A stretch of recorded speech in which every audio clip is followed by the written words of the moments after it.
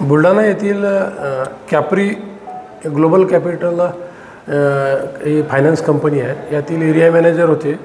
यांनी अरुण कुमार बाबूराव राठोड असे त्यांचे नाव असून दिनांक 11/12 रोजी त्यांनी फिर्याद दिली की त्यातील कॅप्री ग्लोबल कंपनी येथील 5 कर्मचारी हे जे आहेत यांनी O+3 जे ग्राहक आहेत असे यांनी बनावट सोने देऊन तसेच कमी व्हॅल्युएशनचे सोनं किमती गहाण ठेवून जास्त लोन दिले.